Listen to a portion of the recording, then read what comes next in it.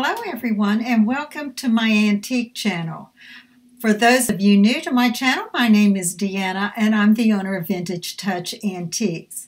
Before I begin today, I want to explain that I sell 19th century and early 20th century antiques from an antique booth that's located in Antique Crossroads, Hagerstown, Maryland. I also sell vintage as well as antiques from an online store, and I'll have the link to that in the description below. Now, I did take a bit of a break from videos this past month in May, but another month has rolled around. It is now June 2017, and so I'm ready to share with you the pieces that I sold that were featured here on my iantiqueonline.com webpage. Now, May is historically a kind of a slow month for me as far as sales go, but I did sell a number of featured items that I had here on my webpage, and so I'm eager to jump right in here and show you what sold during May 2017.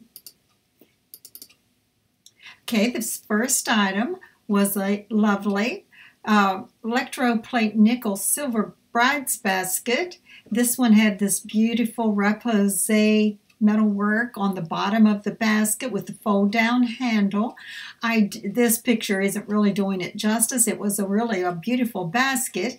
I did show this in one of my new arrivals videos, maybe it was a haul video, but nevertheless, it was marked EPNS 4302, and it measured 8 by 11, and the price on that bride's basket was $25. The next item was this lovely little velvet straw stuffed toy lion. These little early velvet toys are quite popular, and this one was in really good condition. He was just 8 inches long, and the price on that piece was $35. Now, during the 19th and early 20th century, dice games were very common and a common form of entertainment, and this little dice cup, wood dice cup with a pair of mini dice, would have been something they would have used in their games back in those days, and that piece sold for $10. Now, this is a kidney-shaped bait box. It was all metal with the hinged ventilated lid there on the top. It had the belt attachment on the back here. It shows a lot of character wear, which is really a cute thing if you're looking for something that looks like it's been used. And this one sold for $9. Now, this was an early melon design pudding mold. It was kind of a deep mold, ironstone, and you can see it has the melon imprint there with the little melon type of mold designs around the edges. That one measured 5.5 by 7 1/4, and that one was priced at $16. And another ironstone piece. This is a gravy boat, and it did have some modeling, which is characteristic of the aging that comes along with earlier pieces. This one was marked C. Mayer and Elliott. It had this beautiful scroll work here on the embossed exterior, and that piece sold for $15. And then part of my garden and outdoor display that I have in my shop, I had some of these flower frogs. This is a dome-shaped metal flower frog in the silver gray collar. This one was 2 inches high. Cute little piece used for a lot of different things, as well as the architectural design that gives that graphic appearance in little displays that you may do, and that one sold for $10. Now, it may surprise some that a Whisk Broom would be a popular collectible among primitives, but it is. And of course, the earlier brooms can bring a lot of money. Now, this one is an earlier than some that I've had. And it has this wonderful brown straw there to the whisk part. And that one sold for $8. Now this piece, not quite as old, probably from 1950s era, and this one was marked made in Japan. This is a toy tin litho fire truck, and it was complete, really, really good condition. And the price on that piece was $38. And early tinware is a very popular thing among primitive collectors. This one was this fish mold, probably used for maybe gelatins or something of that nature. Had the ring that made it a great wall hanger, and that was 11 inches wide. Nice character oxidation there because of the age to that piece, and the price on that piece was $25. And this was a pedestal pewter bowl. This one was marked Porter Blanchard. Around the outside rim here, not the outside but the inside rim, there was an engraving that said Elks Lodge number 1497, Burbank, California. Now, the Porter Blanchard was a renowned pewter smith from California that was born in the late 19th century. So that was a really good piece. As you can see, it does have its character flaws here that comes from use, and which I think adds to the charm. And that piece sold for $29. And then this was a little tin measure, liquid measure. You can see the rounded spout here, which is an indicator of the earlier pieces. It's not a pointed spout there that's indented, but around, all the way around like this. This one I think was a pint size, maybe a quart. I don't quite remember, and I don't have the size on here, but this one sold for $10. And then this was an adorable little, again, probably 40s or 50s, tin litho toy drum, and it had these great little drumsticks that came with it. This was kind of a cloth here rather than paper, which dated it to a little earlier than some. This one was 6 1/4 inches in diameter, great stars on there, great for patriotic season, and that piece sold for $20.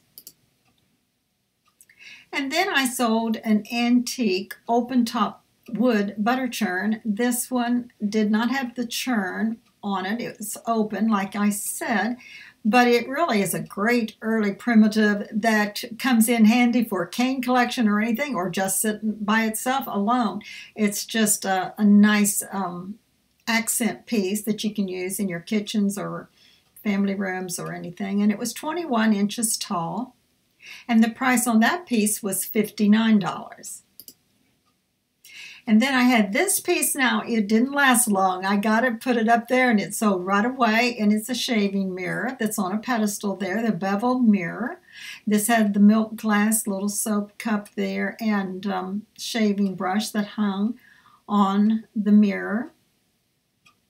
And that one sold for $39.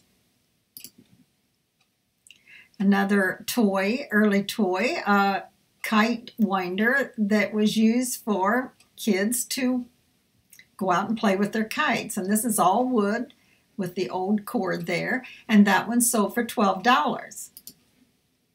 And here's another liquid tin measure. As you can see the rounded area there for the spout, but this one is a decorated one, hand painted. And this was a quart size. Had a lot of primitive charm to it, even though it was decorated, not the real early decoration, but still, it was done a while ago, and that one also sold for $9. This was a really cute little pair of sailor pants. Now, if you had know anything about the early 1900s and the history of little children's clothing, there were a lot of little children dressing up in sailor suits, and dresses was a real popular thing. And this one had the little buttons on the side, the bell-bottom pants, and that child's sailor pants sold for $15. And then this was a primitive metal document box, and you can date these early boxes with this drop-down latch that went over top of this center here where it could have a lock on it if you wanted. This had the open wire handle on the top of the hinged lid, and that box sold for $19, excuse me. And then here was an early 1900s clutch style satin ladies purse with the beaded trim, the blue. This was probably purple. As you can see, the collar has faded some, which is an indicator of the age. And you'll see a lot of this beadwork on the purses of that time period, as well as some of their clothes. And this one sold for $12. Now, in this picture, I did sell just this one, the spatula with the slot here. The other one is still available. These are 15 inches long. Great tureen piece, you know, probably used for hearth cooking and things of that nature because you needed the long handle. And that sold for $7. And like I said, the other one is still available for $7. And then this was a great little child's chair, Windsor spindleback. It has a lot of the early paint, as you can see on it there. Just a terrific little piece that was 19 inches tall. And the price on that early little chair was $45. Those little chairs make great little display pieces, incidentally, as well. You could just like use them as a riser and set something on them. You don't have to always use them as in the form of a chair. Then I sold these ladies brown leather high top shoes. These are the lace-up type. And those are early 1900s and sold for the price on those were $49. And these are balance scales with the weights. There was 4 different weights and the removable tin tray there that is designed so that it would pour the goods into a paper bag or whatever. A lot of stores would use these to balance out what you were buying so that you would get the correct weight. And the price on that set was $35. And that brings us back to the beginning. So that is what I sold from the featured items that I had here on my webpage during the month of May 2017. And so before I close, I would like to invite you to visit my antique booth in Antique Crossroads, Hagerstown, Maryland. It is on the left side of the large mall there, 3rd row. Just look for the Vintage Touch sign that hangs in the back of my double space booth. And also, please check out my online store. Like I said, the link will be in the description below. And I have a lot of really good well-priced pieces there as well that you may find something of interest. And also, let me invite you to subscribe to my channel if you haven't done so already. I would just love to have you, and I love to hear from you through comments. And be sure to remember that when you watch any of my videos where I'm showing stuff that I have found or things that I'm delivering to my shop, that most things can be purchased online. Just send me a message through the comments. I'll be happy to give you a message back with my email address, and so we can communicate that way. And I can easily put it in my online store for your purchase. So before I close, let me encourage you to get out there and hunt for those antiques and enjoy your collecting, because when you own an antique, you own a piece of history. So bye-bye till next time.